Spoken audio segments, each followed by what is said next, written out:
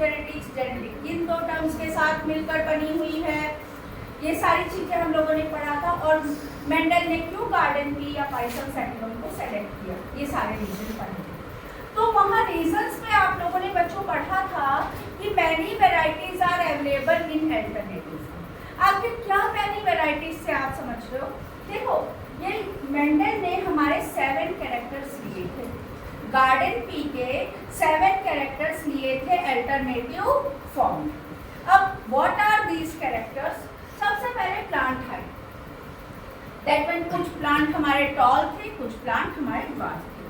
अब बच्चों इससे क्या समझ रहे हो? इस चीज को समझो कि जो हमारे डोमिनेंट प्लांट, ये जो टॉल प्लांट है, यहाँ पर आपका देखो लिखा है डोमिनेंट और इधर लिखा है रेसेसिव। मेंडल ने जो एक्सपेरिमेंट किए थे वहां पर ये देखा गया था, ये जो डोमिनेंट कैरेक्टर है ना बेटा, ये डोमिनेंट कैरेक्टर ये तो अपने आप को एक्सप्रेस कर पा रहे हैं, लेकिन जब ये रेसेसिव, जैसे मैंने कहा टॉल प्लांट को ड्वार्फ प्लांट के साथ अगर क्रॉस करवाएं, टॉल प्लांट को ड्वार्फ प्लांट के साथ अगर क्रॉस करवाएंगे, टॉल और ड्वार्फ साथ साथ अगर हैं, तो बच्चे वहां ध्यान रख लेना, वहां ड्वार्फ अपने आप को एक्सप्रेस नहीं कर पाएगा, ड्वार्फ अपने आप को वहां एक्सप्रेस नहीं कर पाएगा, और जो अपने आप को एक्सप्रेस नहीं कर पाएगा उस कैरेक्टर को हम कहते हैं recessive character. That character is known as recessive. तो इस तरीके से मेंडल ने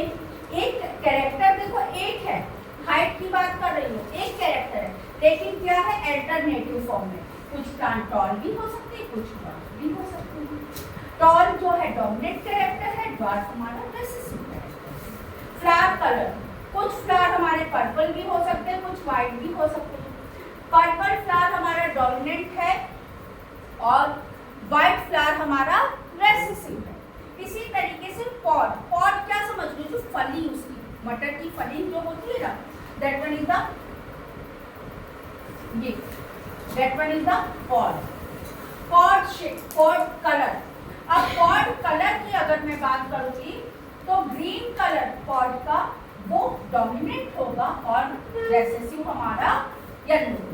तो यहाँ ध्यान रख लेना, दो चीजें आती है बच्चे, जब पॉड कलर की बात होगी तो ग्रीन डोमिनेंट होगा और येलो रेसेसिव होगा, लेकिन जब सीड कलर की बात होती है तो सीड कलर में येलो डोमिनेंट होता है और ग्रीन रेसेसिव होता है। ठीक है, येलो डोमिनेंट होगा और ग्रीन रेसेसिव होगा किसमें? सीड कलर में, जबकि पॉड कलर में ग्रीन डोमिनेंट होगा। देन सीड शेप, कुछ सीड राउंड है, कुछ रिंकल्ड है। कुछ देखिए ना, जब बहुत ज्यादा वैसे हो जाते हैं पुराने तो वो रिंकल्ड से रिंकल्स पड़ जाते हैं, बिल्कुल राउंड नहीं रहते, तो वो रिंकल्ड कैरेक्टर क्या है बेटा? वो recessive character. Then pod shape, pod shape inflated, जो बिल्कुल स्मूथ एकदम है, that one is the inflated, जिनमें थोड़ा कॉन्स्ट्रिक्शन पड़ा होता है, रिंकल से आते हैं, उसको कहते हैं कॉन्स्ट्रिक्टेड। देन फ्लावर की पोजीशन, एक्सियल पोजीशन या टर्मिनल पोजीशन। तो मेंडल ने ये हमारे 7 कैरेक्टर्स लिए थे, 7 characters he has taken in alternative form. अगर पूछा जाता है आपसे कि how many characters Mendel has taken, तो मेंडल हैज टेकन 7 कैरेक्टर्स, और इन कैरेक्टर्स में ईच कैरेक्टर की बात करती हूँ तो ये डोमिनेंट और रेसेसिव है। जैसे मैंने कहा, कोई दो बच्चों के मैंने एग्जाम ले लिया, टेस्ट ले लिया, टीचर ने आपका अगर टेस्ट लिया, मैंने कहा कि जो अच्छे पढ़ने में बच्चे हैं उनके साथ में ऐसे बच्चे भी ले लिए जो बहुत वीक हैं। ठीक है, तो नेचुरल बात है, रिजल्ट किसका शो होगा? जो अच्छे बच्चे।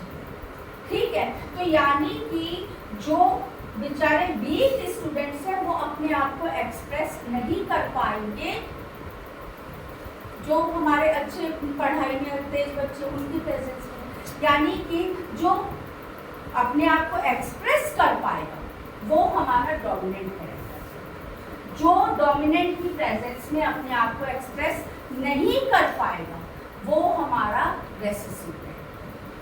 अब इन्हीं 7 कैरेक्टर्स को, इन्हीं पर मेंडल ने एक्सपेरिमेंट किए, इन 7 कैरेक्टर्स को, अलग अलग कैरेक्टर्स को इन्होंने क्रॉस करवाया और मेंडल ने हमें लॉज दिए। वो लॉज हमारे कहलाए क्या बच्चे? वो लॉ कहलाए लॉ ऑफ इनहेरिटेंस। देखो कई बार तुम लोगों से टीचर पूछ लेता है लॉ ऑफ इनहेरिटेंस, तो बच्चे लॉ ऑफ मेंडल के 3 लॉज थे, law of dominance, law of segregation and law of independent assortment. तो इसको बच्चे मैं रब कर रही हूँ, आगे मैं बताती हूँ तुमको कौन से लॉज दिए। देन सबसे पहले जब मेंडल ने जो लॉज दिए वो सारे एक्सपेरिमेंट इन्हीं पर किए, गार्डन पीक पे अलग अलग प्लांट को क्रॉस करवाए। तो लॉ ऑफ इनहेरिटेंस से 3 कैटेगरीज में डिवाइड है। What are these? पहला है लॉ ऑफ डोमिनेंस, दूसरा लॉ ऑफ सेग्रीगेशन और third one is the law of independent assortment.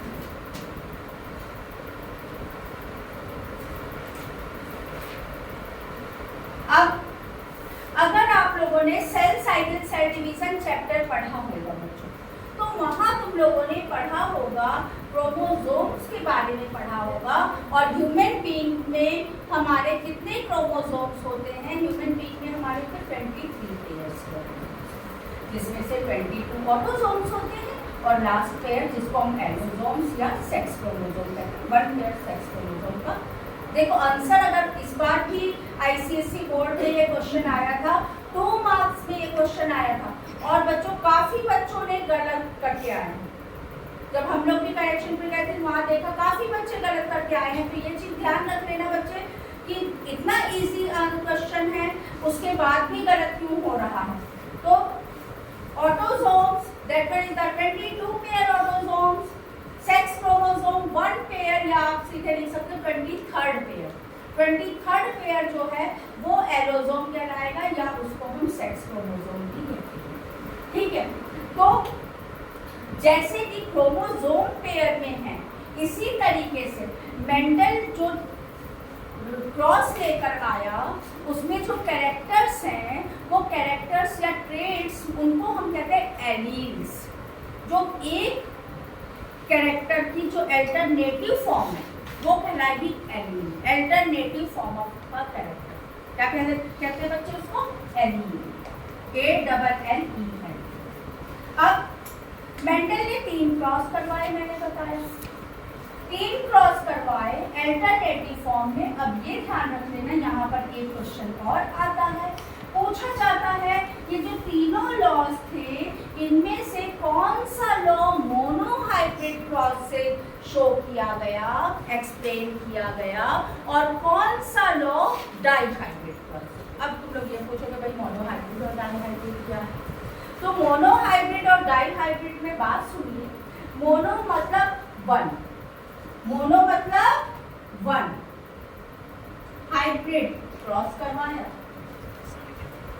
अब जो हमारा एक्सपेरिमेंट केवल एक कैरेक्टर को अल्टरनेटिव फॉर्म में लेकर चलेगा वो कहलाएगी क्रॉस मोनोहाइब्रिड क्रॉस। जैसे मैंने बताया कि अगर मेंडल ने टॉल प्लांट को, टॉल प्लांट हमेशा अल्फाबेट से शो करते हैं, और इट इज नॉट नेसेसरी कि जो अल्फाबेट मैं लगा रही हूँ वही आपके एग्जाम में आ जाए। तो आप ये नहीं कहना कि पता चला मैम ने कैपिटल टी बनता है, स्मॉल टी, तो हम भी वही लगा। ध्यान रख लेना कई बार आप लोगों को आते हुए भी मार्क्स नहीं मिलता है। क्यों?